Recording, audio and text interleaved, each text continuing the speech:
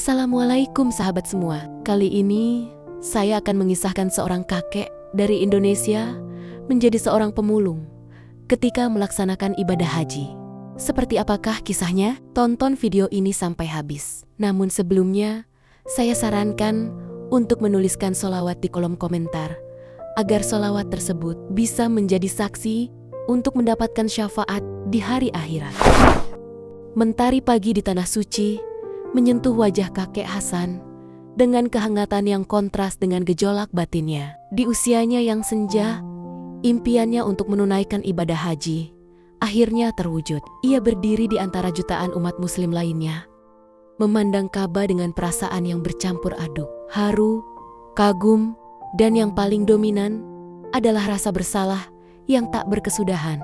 Dulu, jauh sebelum rambutnya memutih dan langkahnya gontai, Hasan adalah seorang pejabat daerah yang memiliki kekuasaan. Sayangnya, ia terjerumus dalam gelapnya korupsi. Pundi-pundi uang haram ia kumpulkan demi kemewahan duniawi dan bekal di hari tua. Kini, di hadapan Baitullah, semua kemewahan itu terasa hambar, bahkan menjadi bara yang membakar hatinya. Uang yang membawanya ke tanah suci ini adalah sebagian kecil dari hasil korupsi di masa jabatannya. Setiap kali ia melafalkan talbiyah, hatinya berbisik, "Labaik Allahumma, labaik dengan uang haram ini." Bisikan itu menghantuinya siang dan malam, membuatnya sulit khusyuk dalam setiap ibadah. Di sela-sela tawaf, saat ribuan orang berdesakan, Hasan melihat seorang kakek renta dengan pakaian lusuh memunguti botol-botol plastik bekas. Kakek itu tampak begitu gigih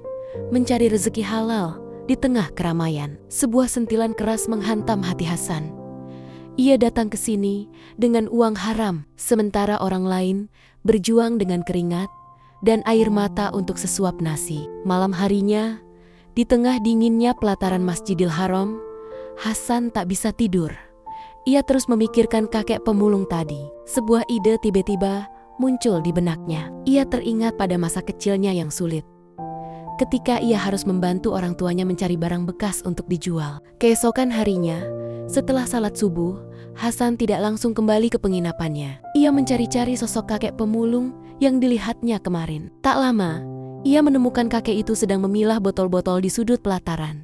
Dengan langkah ragu, Hasan mendekati kakek itu. "Assalamualaikum, Keh," sapanya dengan suara lirih. Kakek itu menoleh, memandang Hasan dengan tatapan ramah. "Waalaikumsalam, Nak." Hasan memberanikan diri. "Kek, bolehkah saya membantu?" Kakek itu tersenyum. "Tentu saja boleh, Nak. Rezeki tidak datang hanya dari satu arah." Sejak hari itu, Hasan menghabiskan sebagian besar waktunya di Mekah dengan memulung botol-botol bekas bersama kakek yang baru dikenalnya. Tangannya yang dulu gemar menerima suap, kini memunguti sampah. Pakaiannya yang dulu mewah, kini tak ubahnya pakaian kakek pemulung. Ia merasa sedikit kedamaian di hatinya setiap kali berhasil mengumpulkan beberapa botol. Uang hasil memulung itu ia sedekahkan kepada fakir miskin di sekitar Masjidil Haram. Ibadah hajinya kali ini terasa berbeda. Ia tidak lagi fokus pada ritual semata, tetapi juga pada upaya membersihkan diri dari dosa masa lalu. Memulung baginya bukan hanya mencari rezeki, tetapi juga sebuah bentuk penebusan dosa. Ia berharap di hadapan Allah Subhanahu wa Ta'ala, keringatnya dalam mencari rezeki halal ini bisa meringankan beban dosanya akibat uang haram yang pernah ia nikmati. Di hari kepulangannya, Hasan tidak membawa ale-ale mewah seperti jamaah haji lainnya. Ia hanya membawa sebongkah kerikil dari Mina dan sebotol air Zam-Zam. Namun, di dalam hatinya, ia membawa harapan baru. Harapan untuk menjadi manusia yang lebih baik, yang menjauhi segala bentuk keharaman, dan menjalani sisa hidupnya dengan mencari ridha Allah Subhanahu wa Ta'ala melalui jalan yang lurus. Ibadah haji kali ini, meski diawali dengan noda dosa, telah menuntunnya pada sebuah perjalanan spiritual yang mendalam, sebuah pertobatan yang mungkin lebih berharga dari sekadar status haji mabrur. Setibanya kembali di tanah air, kakek Hasan merasakan perubahan besar dalam dirinya. Kemewahan duniawi yang dulu ia kejar, kini terasa asing dan menjijikkan. Rumah megah yang ia bangun dari uang haram terasa dingin dan sunyi. Ia rindu kebersamaan dengan kakek pemulung di Mekah, kesederhanaan hidup di sana, dan ketenangan batin yang ia rasakan saat membantu sesama. Hasan memutuskan untuk menjual sebagian besar asetnya yang ia peroleh dari hasil korupsi. Uang hasil penjualan itu ia gunakan untuk membangun sebuah rumah singgah sederhana bagi para musafir dan kaum duafa di kampung halamannya. Ia sendiri memilih tinggal di sebuah kamar kecil di rumah singgah itu. Hidup layaknya seorang relawan biasa. Setiap hari, Hasan membantu mengurus rumah singgah. Ia membersihkan kamar, memasak makanan sederhana, dan menyambut para tamu dengan senyum tulus. Tangannya yang dulu kaku karena tak pernah bekerja kasar, kini terampil memegang sapu dan peralatan dapur. Ia menemukan kedamaian dalam kesibukan yang bermanfaat bagi orang lain. Masa lalunya sebagai koruptor tidak lantas dilupakan oleh masyarakat. Beberapa orang masih sinis dan mencibirnya. Namun, Hasan tidak berkecil hati. Ia percaya bahwa perubahan sejati membutuhkan waktu dan pembuktian. Ia terus berbuat baik tanpa mengharapkan pujian, berharap tindakannya dapat perlahan meluluhkan hati orang-orang yang meragukannya. Suatu hari, seorang tokoh agama terkemuka di daerahnya berkunjung ke rumah singgah. Beliau mendengar kisah pertobatan Hasan dan tergerak untuk melihatnya secara langsung. Setelah berbincang panjang, tokoh agama itu memuji langkah Hasan. Allah Maha Penerima Taubat, ujarnya dengan bijak. Apa yang telah engkau lakukan ini adalah langkah yang mulia. Teruslah berbuat baik dan jadikan sisa hidupmu sebagai penebusan dosa. Kata-kata itu menjadi penyemangat bagi Hasan. Ia semakin giat dalam kegiatan sosialnya. Rumah singgah itu berkembang menjadi tempat yang ramai dan penuh berkah. Banyak orang yang terbantu dengan adanya tempat tersebut, baik musafir yang kelelahan maupun kaum duafa yang membutuhkan uluran tangan. Beberapa tahun berlalu, kakek Hasan semakin renta, namun semangatnya untuk berbuat baik tidak pernah surut. Ia telah menjadi sosok yang dihormati di kampung halamannya, bukan lagi karena jabatannya di masa lalu, tetapi karena ketulusan hatinya dan pengabdiannya kepada sesama. Orang-orang yang dulu mencibirnya kini datang meminta nasihat dan bantuannya. Suatu malam, di tengah kesunyian rumah singgah, Hasan bermimpi bertemu dengan kakek pemulung dari Mekah. Kakek itu tersenyum padanya dan berkata, "Allah telah melihat usahamu, nak. Teruslah berjalan di jalan kebaikan." Hasan terbangun dengan air mata haru. Ia merasa beban dosanya sedikit demi sedikit terangkat. Perjalanan hajinya yang penuh noda kini telah berbuah manis. Ia telah menemukan makna hidup yang sesungguhnya, bukan dalam kemewahan dan kekuasaan, tetapi dalam kesederhanaan dan pengabdian kepada sesama. Hingga akhir hayatnya, kakek Hasan terus mengabdikan dirinya untuk membantu orang lain.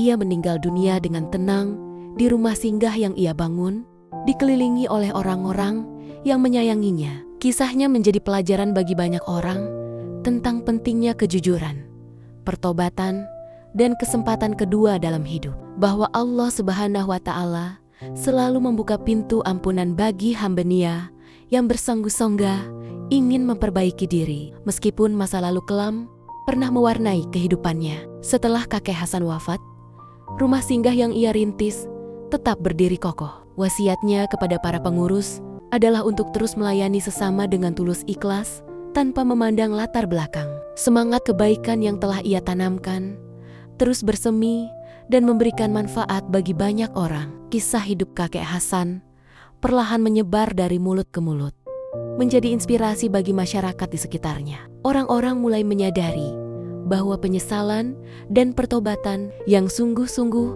dapat mengubah arah hidup seseorang secara drastis. Masa lalu yang kelam tidak harus menjadi penghalang untuk berbuat kebaikan di masa kini dan masa depan. Beberapa mantan kolega kakek Hasan di masa jabatannya dulu, yang juga pernah terjerumus dalam praktik korupsi, mulai merenungkan hidup mereka. Mereka menyaksikan sendiri perubahan drastis yang terjadi pada Hasan setelah ia bertobat. Beberapa di antara mereka tergerak untuk mengikuti jejaknya, meskipun dengan cara yang berbeda. Ada yang mengembalikan sebagian harta yang mereka peroleh secara tidak halal. Ada yang mendirikan yayasan amal, dan ada pula yang memilih hidup sederhana dan fokus pada kegiatan sosial. Rumah singgah peninggalan kakek Hasan menjadi simbol perubahan dan harapan. Tempat itu tidak hanya memberikan bantuan materi, tetapi juga menjadi wadah untuk berbagi kisah inspiratif tentang pertobatan dan pengampunan. Banyak orang yang datang ke sana untuk mencari ketenangan dan pencerahan setelah mengalami keterpurukan dalam hidup. Setiap tahun, di hari wafatnya kakek Hasan, diadakan acara mengenang jasanya. Orang-orang dari berbagai kalangan berkumpul, mendoakannya, dan berbagi cerita tentang bagaimana sosoknya telah menginspirasi hidup mereka. Kisah tentang seorang mantan koruptor yang bertransformasi menjadi pelayan masyarakat, menjadi bagian dari kearifan lokal yang terus diceritakan dari generasi ke generasi. Bahkan, di tingkat daerah, muncul sebuah gerakan anti korupsi yang diinisiasi oleh para tokoh masyarakat dan pemuda yang terinspirasi oleh kisah kakek Hasan. Mereka aktif melakukan sosialisasi tentang bahaya korupsi dan pentingnya integritas dalam setiap aspek kehidupan. Gerakan ini berhasil menumbuhkan kesadaran masyarakat dan perlahan memberikan dampak positif terhadap tata kelola pemerintahan di daerah tersebut. Cucu-cucu kakek Hasan yang dulu mungkin malu dengan masa lalu kakek mereka, kini justru merasa bangga dengan perubahan yang telah dilakukannya. Mereka aktif terlibat dalam kegiatan sosial di rumah singgah dan berusaha untuk melanjutkan warisan kebaikan yang telah ditorehkan oleh kakek mereka. Mereka belajar bahwa kesalahan di masa lalu bukanlah akhir dari segalanya, asalkan ada kemauan untuk bertobat dan berbuat baik. Kisah kakek Hasan menjadi pengingat bahwa rahmat Allah Subhanahu wa Ta'ala sangatlah luas. Setiap manusia memiliki kesempatan untuk memperbaiki diri dan memberikan kontribusi positif bagi lingkungannya, tidak peduli seberapa kelam masa lalunya. Yang terpenting adalah adanya kesungguhan hati untuk bertobat, mengakui kesalahan, dan berusaha sekuat tenaga untuk menebusnya dengan perbuatan baik. Jejak kebaikan kakek Hasan terus hidup dan menginspirasi jauh setelah ia tiada, membuktikan bahwa sebuah perubahan positif dari satu orang dapat memberikan dampak yang besar bagi banyak orang. Beberapa tahun setelah gerakan anti korupsi yang terinspirasi dari kakek Hasan mulai berjalan, dampaknya semakin terasa. Transparansi dalam pengelolaan anggaran daerah meningkat. Partisipasi masyarakat dalam pengawasan pembangunan semakin aktif, dan kepercayaan publik terhadap pemerintah daerah perlahan pulih. Rumah singgah peninggalan kakek Hasan tidak hanya menjadi tempat berlindung bagi kaum duafa, tetapi juga menjadi pusat kegiatan edukasi dan pemberdayaan masyarakat. Berbagai pelatihan keterampilan diadakan di sana, membantu para penghuni dan warga sekitar untuk meningkatkan kualitas hidup dan mencari nafkah secara mandiri.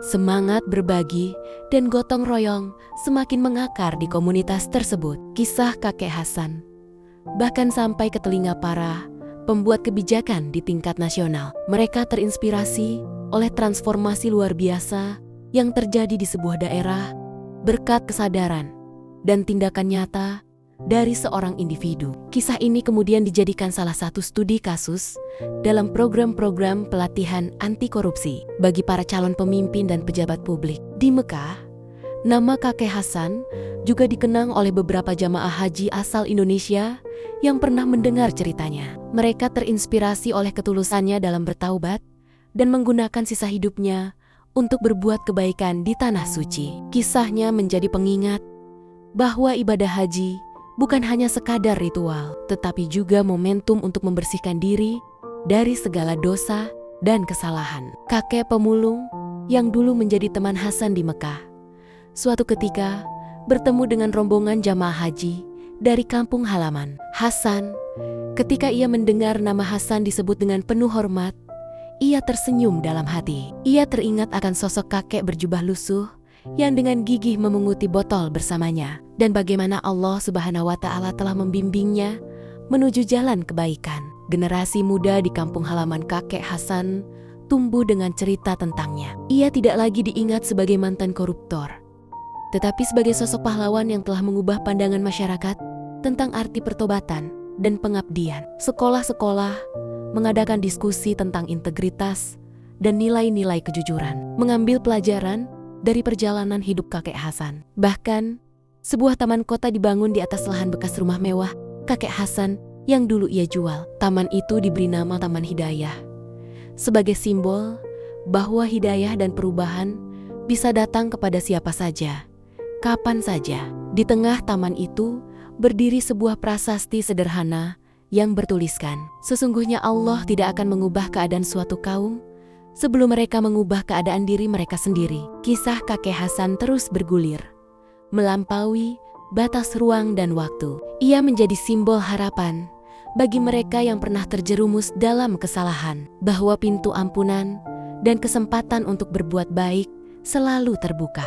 Warisannya bukan hanya berupa rumah singgah yang bermanfaat, tetapi juga sebuah inspirasi abadi tentang kekuatan pertobatan dan kebaikan hati yang mampu mengubah diri sendiri dan lingkungan sekitar. Bahwa sekecil apapun langkah kebaikan, jika dilakukan dengan tulus, akan memberikan dampak yang besar dan abadi. Bertahun-tahun setelah kepergian kakek Hasan, pengaruhnya terus merambat dan mengakar dalam berbagai aspek kehidupan masyarakat. Taman Hidayah menjadi ruang publik yang ramai dikunjungi, bukan hanya sebagai tempat rekreasi, tetapi juga sebagai lokasi berbagai kegiatan sosial dan edukatif. Anak-anak muda sering berkumpul di sana untuk berdiskusi tentang isu-isu kebangsaan dan mencari solusi atas berbagai permasalahan masyarakat. Rumah singgah terus berkembang di bawah pengelolaan generasi penerus yang berdedikasi. Mereka memperluas jangkauan pelayanan, tidak hanya menampung musafir dan kaum duafa,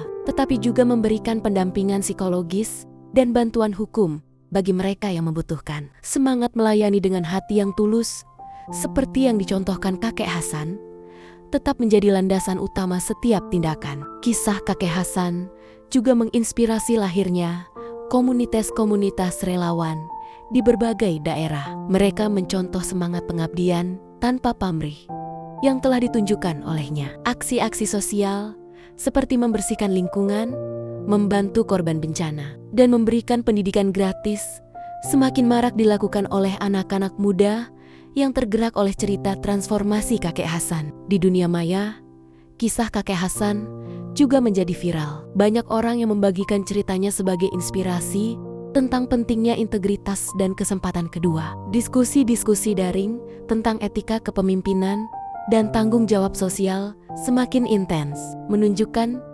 bahwa nilai-nilai yang diperjuangkan kakek Hasan telah menyentuh hati banyak orang di berbagai lapisan masyarakat. Bahkan, sebuah film dokumenter dibuat tentang perjalanan hidup kakek Hasan, mulai dari masa kelamnya sebagai pejabat korup hingga dedikasinya dalam melayani sesama setelah bertobat. Film tersebut ditayangkan di berbagai festival dan mendapatkan apresiasi yang tinggi. Tidak hanya karena alur ceritanya yang menyentuh, tetapi juga karena pesan moral yang kuat tentang harapan dan perubahan. Para akademisi dan peneliti sosial juga tertarik untuk mempelajari fenomena efek Hasan, yaitu bagaimana perubahan perilaku satu individu dapat memicu gelombang perubahan positif dalam masyarakat. Berbagai studi kasus dilakukan untuk menganalisis faktor-faktor yang memungkinkan transformasi kakek Hasan terjadi dan bagaimana model ini dapat diterapkan dalam konteks yang lebih luas. Di penghujung cerita ini, kita melihat bahwa warisan kakek Hasan jauh melampaui bangunan fisik rumah singgah atau taman kota. Ia telah menanamkan benih-benih kebaikan, kejujuran, dan semangat pengabdian dalam jiwa banyak orang. Kisahnya menjadi pengingat abadi bahwa setiap manusia memiliki potensi untuk berubah menjadi lebih baik, dan bahwa tindakan kebaikan sekecil apapun akan selalu memiliki dampak yang besar dan berkelanjutan. Kakek Hasan mungkin telah tiada, namun semangatnya untuk menebus kesalahan masa lalu dengan berbuat kebaikan terus hidup dan menginspirasi generasi demi generasi. Ia membuktikan bahwa hidayah bisa datang kepada siapa saja, dan bahwa kesempatan untuk memberikan kontribusi positif bagi dunia ini tidak pernah tertutup, asalkan ada kemauan yang kuat untuk berubah dan berjalan di jalan kebaikan. Kisahnya adalah testament tentang kekuatan pertobatan, keikhlasan, dan harapan yang abadi.